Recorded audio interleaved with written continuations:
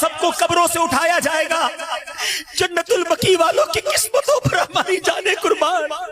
میرے آقا فرماتے سب سے پہلے میری، پھر ابو بکر و عمر کی قبریں شک ہوں گی، پھر میں جنت البقیع والوں کے پاس جاؤں گا تو وہ میرے ساتھ اٹھ کھڑے ہوں گے، اکٹھے ہوں گے.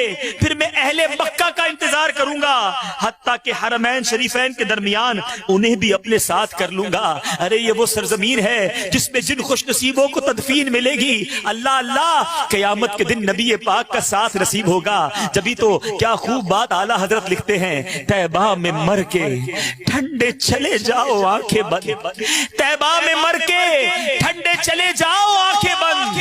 سیدھی سڑک یہ شہر شفاعت نگر کی ہے. مدینے میں موت کی تمنا فقط ہماری نہیں، بڑے بڑے اسلاف، بڑے بڑے علماء، ان کی زندگی کا یہ خاصہ ہوا کرتا، تمنا یہ ہوا کرتی، کسی اور کی بات نہیں. حضرت عمر فاروق رضی اللہ تعالیٰ کی خاص دعا ہوا کرتی. آپ دعا کرتے، اللہم ارزقنی شہادتا فی سبیلک واجعل موتی فی بلد رسولک صلی اللہ تعالی علیہ وسلم. اے اللہ تو مجھے اپنی راہ میں شہادت نصیب کر اور اپنے رسول کے شہر میں موت عطا کر. اللہ اللہ دعا قبول کیسی ہوئی سنو. حضرت فاروق اعظم کی یہ دعا مفتی احمد یار خان نعیمی فرماتے ہیں، سبحان اللہ، فجر کی نماز، مسجد نبوی، محراب نبی اور پیارے آقا کے مصلی پر شہادت نصیب ہوئی اور نبی پاک کے ساتھ روضے میں تدفین نصیب ہوئی. اللہ تعالیٰ فاروق اعظم کے صدقے، ان کی شہادت کے صدقے ہمیں مدینے کے سوا کہیں اور موت نہ عطا فرمائے. جنت البقیع ہم سب کا مقدر بن جائے. بس یہ اپنی دعاؤں میں حصہ مانگا کرو. میٹھے اسلامی بھائیوں، آئیے بیان کے آخر میں کچھ اللہ والوں کی بات کرتے ہیں. میں اور آپ بھی مدینے جانے کی تمنا رکھتے ہیں. ہم میں سے کئی ایسے ہوں گے جو مدینہ دیکھا ہے. ارے ہم گئے تو کیا گئے، دیکھو اللہ والے کیسے جاتے ہیں، جاتے ہیں تو کس انداز سے جاتے ہیں. امام مالک رضی اللہ تعالیٰ عنہ کروڑوں مالکیوں کے پیشوا ہیں. آپ نے زندگی مدینے میں گزاری، مگر جتنا عرصہ مدینے میں رہے ساری زندگی چپل نہ پہنے. رفع حاجت کے لیے مدینہ منورہ سے باہر تشریف لے جاتے.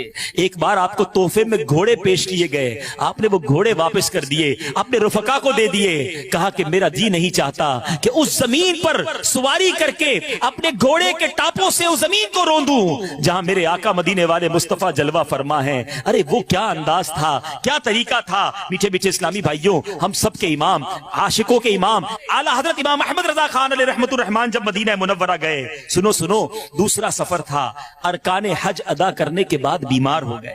مگر آپ فرماتے ہیں بیماری کے لمبا ہو جانے سے زیادہ مجھے نبی پاک کے دربار میں حاضری کی فکر تھی. بخار نے شدت اختیار کی، لیکن میں نے اسی حالت ہی میں مدینہ منورہ کا حاضری کا ارادہ کر لیا. مکہ شریف کے علماء کہنے لگے آپ شدید بیمار ہیں اور سفر بھی کافی لمبا ہے، اپنا ارادہ بدل دیجئے، اب مدینہ طیبہ نہ جائیے. عاشقوں کے امام نے تڑپ کر کیا جواب دیا؟ کہتے ہیں اگر سچ پوچھئے تو در حقیقت میرے یہاں آنے کا اصل مقصد یہی ہے، مدینہ منورہ کی زیارت ہے. دونوں بار اسی نیت سے گھر سے چلا تھا. معاذ اللہ اگر زیارت مدینہ نہ ہو تو حج کا کچھ مزہ نہیں آتا. انہوں نے پھر روکا، میری حالت یاد دلائی. میں نے ان کے سامنے یہ حدیث پاک پڑھی، من حج فلم یزرنی فقط جفانی، کہ جس نے حج کیا میری قبر کی زیارت نہ کی اس نے مجھ پر ظلم کیا. علماء کرام نے فرمایا آپ تو پہلے بھی زیارت کر چکے ہیں. اعلیٰ حضرت فرماتے میرے نزدیک حدیث کا یہ مطلب نہیں کہ جتنے حج کرنے ہیں کرو اور زندگی میں ایک بار حاضری دے دو. حج کے ساتھ مدینے کی حاضری لازمی ہے، سرکار کے قدموں کی حاضری لازمی ہے. آپ دعا فرمائیں میں سرکار کے قدموں تک پہنچ جاؤں، بس پہنچ جاؤں، ایک بار حاضری ہو جائے پھر میرا دم نکل جائے. مجھے اس کی کوئی تمنا نہیں. اعلیٰ حضرت کا عشق کیسا تھا، کیا خوب انداز میں سمجھاتے ہیں. ان کے طفیل حج بھی خدا نے کرا دیے، اس کے طفیل حج بھی خدا نے کرا دیے. اصل مراد حاضری اس پاک در